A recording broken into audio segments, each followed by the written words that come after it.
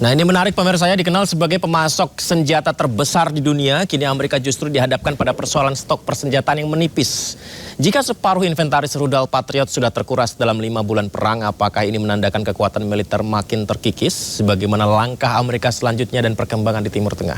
Kita bahas lebih dalam bersama dengan narasumber istimewa kita di studio, analis strategis militer yang juga alumni US Air War College dan mantan penerbang tempur F-5, F-16, Marsikal Pertama Punawirawan TNI Agung Sarki Sasongkojati. Pak Sarki, selamat malam Pak. Selamat malam. Apakah Amerika Serikat benar-benar kehabisan amunisinya Pak? Ya, begitu. Jadi baik dari yang diberitakan oleh Washington Post atau New York Times atau Reuters atau yang lainnya, dan juga dari beberapa pengamat independen menemukan bahwa memang stok rudalnya tuh sudah menipis. Khususnya rudal menyerang dan bertahan. Untuk rudal menyerang, Joint Staff of Weaponnya, Joint Staff stand up missile itu sudah hampir separuhnya. Tapi yang paling gawat adalah bertahannya. Percuma kita menyerang, tetapi bertahan kita nggak sanggup. Nah, untuk rudal bertahan tuh Patriot itu hanya sisa 2.200. Artinya bayangin, mereka punya 4 area, 2.200 lah sekitar. Mereka punya 4 area di dunia yang harus dilindungi. Satu ya tentu Timur Tengah sendiri atau Asia Barat sekarang namanya. Asia Timur di Taiwan, kemudian di Eropa dan di kontinental Amerika dan Afrika. Bayangkan mereka kalau 2.200 dibagi berapa nih? Dibagi 4 tinggal cuma 500. Padahal kalau dibagi 3 pun 750 itu sangat kurang untuk menghadapi konflik di Eropa, untuk bersiap menghadapi konflik di Timur, itu sangat kurang. Amerika punya uangnya nggak ada masalah dengan uang. Masalahnya uang itu berapa banyak bisa beli senjata, karena senjatanya produksinya sangat lambat kan. Produksi dari senjata penyerangnya itu sangat lambat, seperti contohnya rudal Tomahawk yang menggunakan dari kapal laut. Itu udah berapa lama itu Pak? Udah cuma tinggal 1.200, 1.100, mereka ditembakkan 1.000, 1.200. Lah itu dibagi di dunia nanti dibagi untuk berapa teater. Masa cuma 200, 300, 400 per teater. Sekali serang aja udah 100 mereka biasanya kan. Nah, kemudian juga dengan rudal penyerang lain yang baik rudal ditembakkan dari udara dan juga rudal, karena sekarang apa contohnya seperti Iran tuh ternyata kekuatan pertahanan udaranya tuh sangat kuat. Dalam artian tidak ada yang berani masuk ke dalam situ, hanya mereka menyerang jarak jauh. Kalau yang stand off mission menggunakan Tomahawk bisa 1.500 km atau kayak GSM, Joint Set of Air Missile ya, Air to Surface Missile, itu bisa sekitar 1.000 juga. Tetapi kalau yang di pinggir-pinggir ini ya bisa juga sih menggunakan joint stand off weapon. Jadi artinya bukan missile tapi bom yang ditambah sayap sehingga mereka agak jauh. Tapi itu pun juga terbatas 100 kilo, 150 kilo. Mereka bisa nembak dari atas Laut Arab, Laut Oman, tapi itu pun hanya sasaran di pantai. Untuk masuk ke dalam resikonya tinggi. Dalam perang yang terakhir ini mulai tanggal 20 Februari sampai sekarang tidak ada satupun pesawat Israel dan Amerika yang masuk ke dalam. Israel nggak menyerang ya, Amerika nggak ada yang masuk, semua berada di luar jarak jangkauan radar atau dijual perbatasan daripada mereka nembaknya dari Irak atau menembak dari Laut Arab, Laut Oman, itu yang terjadi. Pangkalan militer di Tenggara Teluk ya. Mungkin kita lihat. Kita lihat ini Pak Sarki dan juga pemirsa ya, keruntuhan arsitektur keamanan dampak eskalasi konflik AS Iran 2026. Pak Sarki. Jadi gini. Pada bulan Agustus ini tanggal 45 tuh ternyata Dubai dan jalur Laut Merah. Laut Merah itu dihantam ya di dekat Suez. Kapal angkut gas punya Amerika tuh dihantam di Mesir. Bayangkan sudah nampak Mesir. Dan di Dubai ini ada 7 ledakan dalam waktu 20 menit, dan ledakan ini tidak ketahuan serangan apa, berarti sabotase. Jadi tidak hanya serangan udara, tapi ternyata juga diperkirakan Iran ataupun pendukungnya bisa membuat sabotase Dubai yang mengagetkan semua pihak di Dubai, kota Dubai, bayangkan.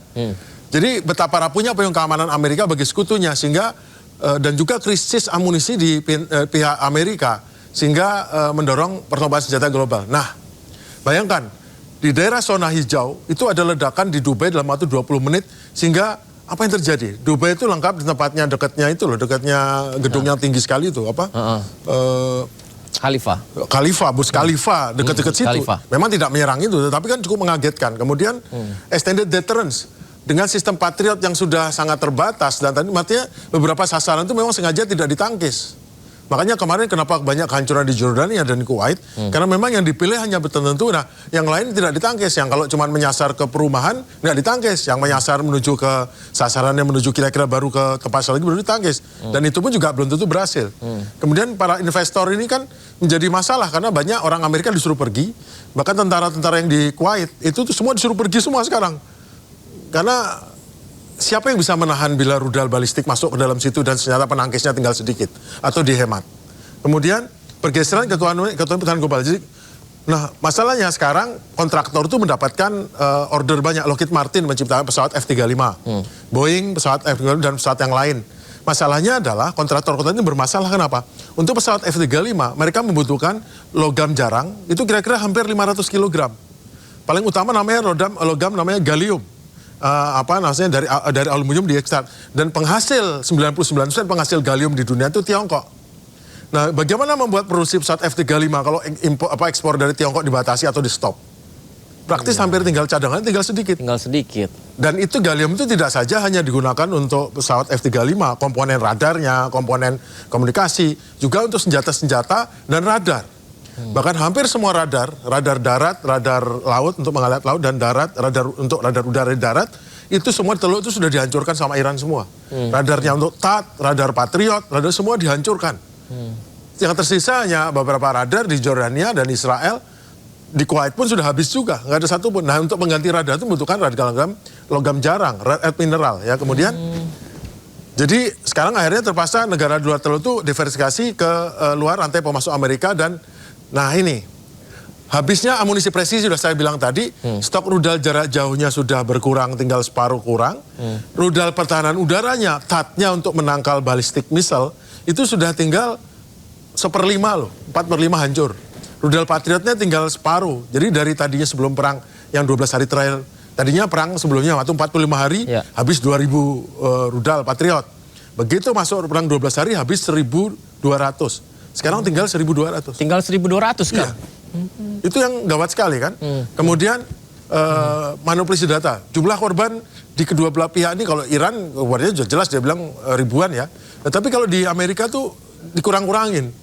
Bahkan dari tadinya udah 18 dikurangi jadi 14. Yang 4 lagi itu korban untuk misi di luar daerah perang gitu. Di Jordania. Habis itu kemudian banyak juga korban di pihak kontraktor maksudnya sipil swasta itu nggak diberitakan. Kemudian korban yang lain yang bekerja penunjang masyarakat setempat yang bekerja nggak diberitakan. Nah, makanya ada di sini Bapak masukkan manipulasi data, pengintaian udara langsung menyebabkan manipulasi jumlah korban dan kerusakan di kedua pihak. Itu ya, makanya itu sekarang dari dua senator dari Amerika itu udah meminta bahwa mereka akan mengecek pengeluaran itu betul nggak, semua pengeluaran itu akan dicek apakah betul dan akan membuat undang-undang terkait itu, dan kalau ada masalah itu akan masalah. Mungkin berikutnya ya. Kita lihat next gambar berikutnya. Ini kalau kita berikutnya adalah mengenai kampanye udara AS di Iran, apakah berhenti? Jawaban Trump adalah berhenti karena karena permintaan dari negara Arab Saudi, permintaan dari Iran, itu kan omong kosong semua. Betul Arab Saudi ngomong karena khawatir, tapi sungguhnya lebih daripada tekanan di dalamnya, karena akibatnya apa? Kalau menyerang, sanggupkah mereka bertahan? Sanggupkah Jordania menangkis serangan? Sanggupkah Kuwait menangkis serangan? Karena apa? Karena begitu serangan berikutnya ke tempat strategis seperti sumber energinya Iran, seperti tempat penghilangan minyak, ataupun tempat yang lain yang betul, maka balasan Iran jelas ke tempat yang sama di negara Teluk. Karena jelas Iran nggak ragu-ragu untuk melakukan itu. Karena contohnya Aramco. Aramco itu kan sahamnya dimiliki Amerika dan Arab. Yang terjadi Aramco itu untung 33%. Betul dia ekspornya dikurangi sekitar 8 juta barel, hanya bisa mengekspor 5 juta barel lewat Laut Merah, tapi ternyata keuntungannya selama perang hampir 6 bulan ini 33% keuntungannya. Dibandingkan tahun lalu untuk yang setahun, udah besar sekali keuntungannya. Jadi maksudnya untungan besar jadi akhirnya dicurigai bahwa, ternyata perang yang tadinya kelihatan untuk membela kepentingan Amerika, dalam kecil kepentingan Israel, ternyata perang ini kok seperti melindungi oligarki, kartel, Aramco, dan perusahaan-perusahaan minyak Amerika juga yang lainnya. Kan Aramco itu Arab American kan, company itu sebetulnya singkatan ya. Nah, jadi sekali lagi cadangan stok rudal presisi habis total. Hampir seluruh cadangan Tomahawk-nya sehingga akhirnya tinggal cadangan ya, dan sistem hanya dalam beberapa minggu kampanye udara. Dan hasilnya apa? Apakah Iran menyerah? Tidak. Iran tetap memegang Selat Hormuz. Karena Iran itu kan diketahui pada akhirnya mereka nggak berani masuk, setelah tahun lalu berani masuk, tapi kemarin pada 40 hari pada minggu kedua ketiga mulai ada pesawat yang ketembak jatuh, dan hampir setiap hari ada pesawat drone atau drone hampir setiap minggu itu ada drone yang ditembak jatuh banyak sekali, drone 27 lebih, drone besar-besar dan drone-nya lebih mahal dari pesawat tempur loh. Harganya 50 juta, 100 juta, bahkan ada yang harganya drone itu hampir 100 juta dolar. Lebih mahal ya Pak? Sama kayak F-35. Itu dijatuhkan semua dan itu berarti hati-hati karena semua pengintaian menggunakan drone. Kalau satelit kan terbatas. Nah satelit itu kan muter di bumi itu hanya berapa kali sehingga tidak bisa terus-menerus kan. Tapi yang untuk ngawasi drone, nah drone ini ditembak jatuh, drone-drone yang mahal-mahal ditembak jatuh semua. Berarti karena harganya sama aja dengan pesawat tempur yang mahal itu, ya mahal juga kan. Nah akibatnya semua tembakan itu jarak jauh semua, nggak ada yang masuk. Bahkan pembunuhan para Ayatullah dan para jenderalnya Iran dan para pemimpin Iran itu semua pakai tembakan jarak jauh. Ya karena bomnya beratnya 250 kilo sama 500 kilo ya tetap meninggal dunia karena ledakannya menghancurkan tempat itu kan, presisi kan. Tetapi tidak ada yang terbang di atasnya itu tidak ada. Ya.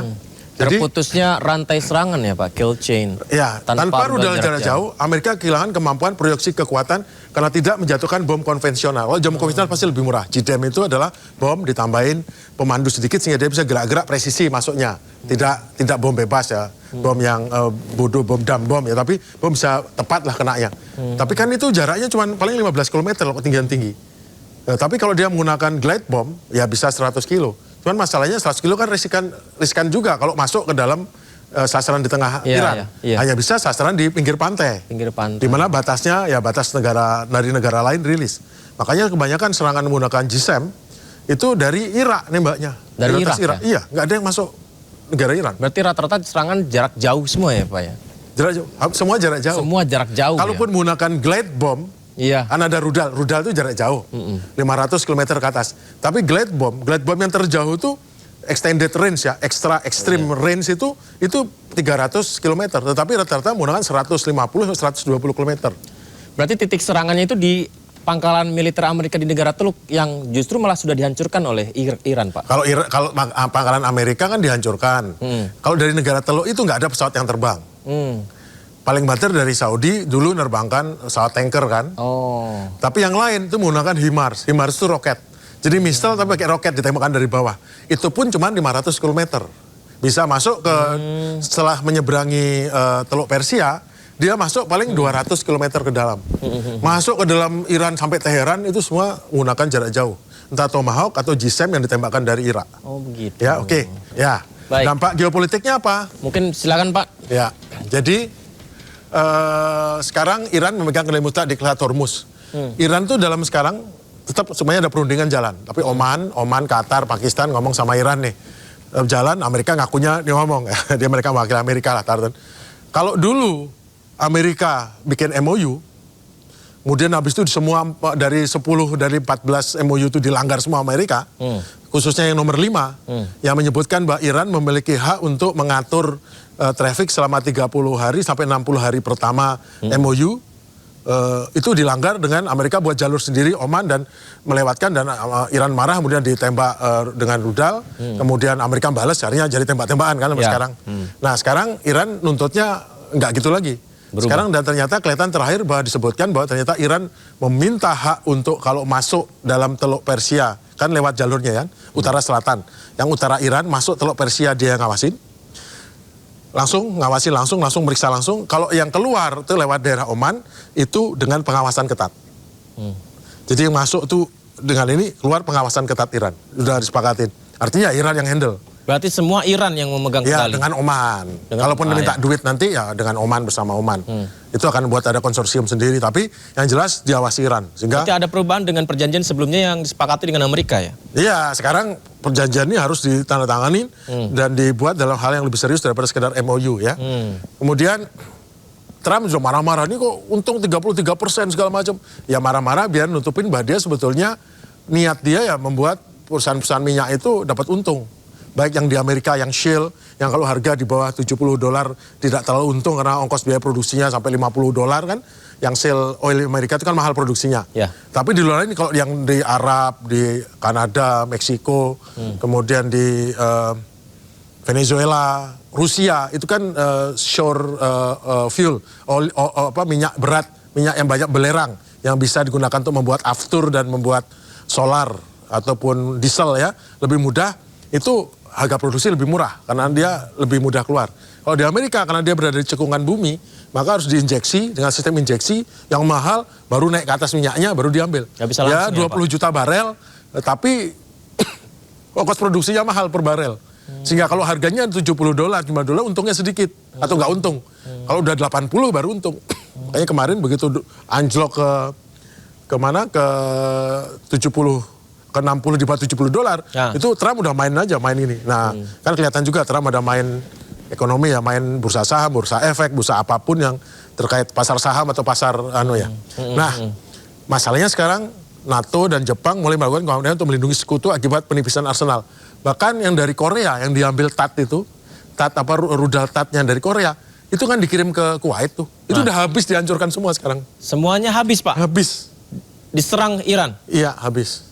Itu kan yakin diri sendiri bahwa dia akan menang dan ternyata ya kejeblos percaya sama Israel, akibatnya 40 hari malah justru kehabisan senjata, akhirnya minta jeda berhenti buat MOU, namun setelah MOU itu dipikir-pikir ternyata MOU ini kok seperti penyerahan diri Amerika, kalah hampir semua pasal-pasal kan Amerika seperti menyerah sama Iran. Habis itu dia kianati ini ditolak dengan cara membuat jalur sendiri, pokoknya saya nggak mau nurut, akhirnya balikan perang kan dengan gara-gara bikin jalur baru di Oman itu kan.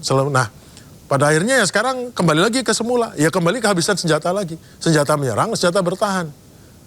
Nah pilihannya cuma sekarang kan gengsi nih, mau bilang saya nyerah gitu, atau saya disebut kan nggak mungkin. Gimana caranya? Ya kembali lagi ke nasihat yang lama. Ya sudah, sekarang kamu ngaku akan Iran tuh sekarang mau bikin perundingan, mau damai, karena takut sama kita, menang. Udah gitu aja, berhenti pergi. Itu aja.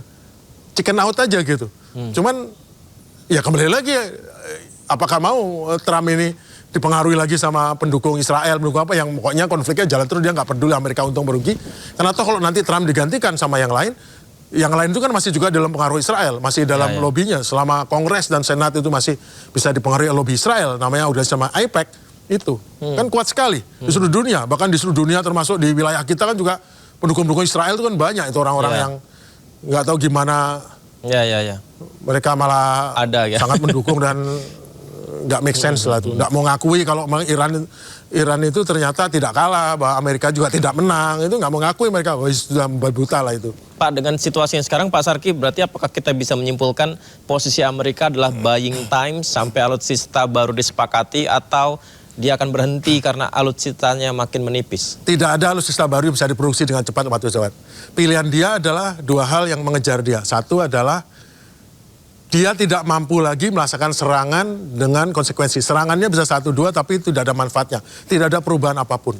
Mau bunuh pemimpin Iran, mau apapun itu nggak bisa. Bahkan sebaliknya Iran bisa membalas menyerang sasaran-sasaran strategis. Yang kedua adalah nggak bisa berlama-lama karena jalur minyak di Laut Merah juga tutup. Makanya dalam perundingan terakhir ini sarannya juga termasuk tidak hanya Lebanon tapi juga Yaman. Yang minta Amerika. Kenapa? Agar memastikan Yaman juga nggak ikut nyerang, berhenti nyerang juga. Kalau nggak dimasukkan, dia kan menjadi independent faction nih, yang kapan saja bisa digunakan. Jadi Yaman dimasukkan. Terus berikutnya adalah yang terakhir adalah ekonomi Amerika ya, dengan minyak tadi. Dan itu terkait dengan nanti pemilu sela pada bulan September-November ini, di mana nanti Partai Demokrat dan Partai Republik akan bersaing untuk mengganti separuh dari representatif dan separuh dari senator ya. Nanti separuh akan ada pemilihan ulang. Dan sekarang masalahnya adalah Trump itu sudah anjlok ke pendukungnya atau yang percaya dia benar itu tinggal 32%. Ini survei di sana Pak ya? Iya, saya tadi baru dengar sebelum kesini kan. Kemudian yang mengatakan dia benar itu sudah naik jadi 67%. Kemudian setelah itu yang percaya bahwa dia ngurus bahan bakar ini benar semua di bawah 30%. Bahwa inflasi ini benar, bahwa dia itu semua di bawah 30%. Artinya sangat rendah, dan kalau sangat rendah berarti Partai Republik yang akan menjadi yang biasanya unggul itu. Bahkan untuk pertama kalinya setelah berapa tahun rakyat Amerika lebih mempercayai Demokrat untuk bicara soal ekonomi dibanding Republik. Biasanya Partai Republik itulah jagoan ekonomi nih. Membela rakyat kecil, make America great again. Bahkan pendukung make America great again yang tadi dukung Trump, sekarang nggak dukung. Entah mereka akan tidak mendukung Demokrat atau pindah ke dukung Demokrat. Yang jelas mereka sudah sangat muak dengan keadaan yang mahal bagi mereka. Bayangkan mereka pada musim tanam sekarang, harusnya musim tanam nih, sudah tidak mampu membeli pupuk. Baik. Kalau mereka bisa dapat pinjaman, ternyata pinjaman itu mendapatkan pupuk dengan jumlah sedikit, sehingga pada akhirnya pada saat nanti dia ditanam, pupuk digunakan, nanti produksi hasilnya tidak cukup untuk bayar utang itu. Bayangkan betapa marahnya. Makanya kemarin Partai Republik minta ada 95 miliar dolar untuk apa? Ganti senjata dan untuk membantu petani. Ya ini petani-petani yang marah ini. Tapi kan membantu seberapa? Membantu apa? Bantu beli pupuk, beli apa? Tapi kan sudah terlambat. Dan memang Demokrat secara cerdik juga menunda-nunda nih. Sampai belakangan sehingga betul terlambat akhirnya memastikan bahwa pemilih Trump yang banyak petani dan orang-orang sederhana di Amerika merasa muak dan akhirnya cukup. Saya nggak mau lagi percaya sama orang yang sebetulnya mengaku membela Make America Great Again, membela rakyat kecil, ternyata membela oligarki, membela bisnis minyak, membela lain sebagainya. Teman-teman kroninya sendiri. Baik Pak Sarki, menarik sekali Pak. Perkembangan Timur Tengah ke depannya Amerika Serikat, Iran, dan Israel juga kita akan bahas lebih lengkap lagi. Terima kasih Pak. Terima kasih, sampai ketemu lagi. Sampai ketemu lagi Pak.